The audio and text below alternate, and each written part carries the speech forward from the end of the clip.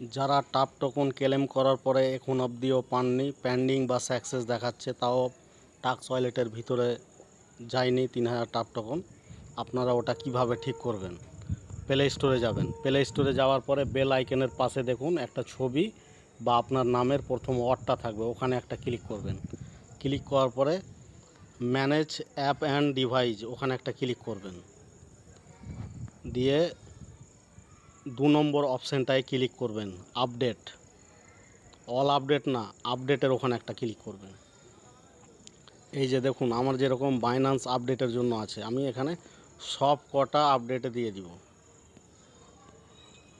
য কটা আপডেট চাইছে সব কটা আপডেট দেওয়ার পরে, এটা যখন পুরো আপডেট হওয়ার পরে ইনস্টল হওয়া কমপ্লিট হয়ে যাবে, ঠিক আছে? তো ওটার জন্য যদি আমি এখানে দাঁড়িয়ে থাকি তো ভিডিওটা বড় হয়ে যাবে। যখন আপনাদের পুরো কমপ্লিট হয়ে গেল, আপডেট হওয়ার পরে ইনস্টল হয়ে গেল, তখন আপনারা ব্যাক যাবেন। এখান থেকে ব্যাক যাওয়ার পরে ট্রেজার এনএফটির অ্যাপ্লিকেশনটাকে দেবে ধরবেন। এখান থেকে যেটা অ্যাপ ইনফর্ম দেখাচ্ছে ওখানে একটা ক্লিক করবেন।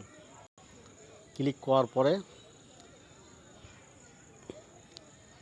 স্টোরেজ, এই যে স্টোরেজের এখানে একটা ক্লিক করবেন। ক্লিক করার পরে ক্লিয়ার ডাটা, এই যে এখানে একটা ঠোকা দিবেন, এই ক্লিয়ার ডাটার এখানে ঠোকা দেওয়ার পরে নিচে দিকে দেখবেন যে ডিলেট অপশান আসছে, লাল কালারের ডিলেট অপশান আসবে, ওখানে ক্লিক করে দিবেন। ডিলেট হয়ে গেল। ডিলেট হওয়ার পরে যেটা আপনাদেরকে করতে হবে, এখান থেকে বেরিয়ে যাবেন। পাওয়ার কিক যেটা আছে ওটাকে দেবে ধরবেন। দেবে ধরার পরে রিস্টার্ট অপশানটা আসবে, ওটাকে টাচ করে নেবেন, বা আমার ফোনের মতন যদি আসে তো ওটা উপর দিকে করে দিবেন। ফোনটা আপনার একবার বন্ধ করে চালু হবে। আশা করি 2-1 দিনের মধ্যে যে সমস্যাটা ফেস করছিলেন ওই সমস্যাটা সমাধান হয়ে যাবে।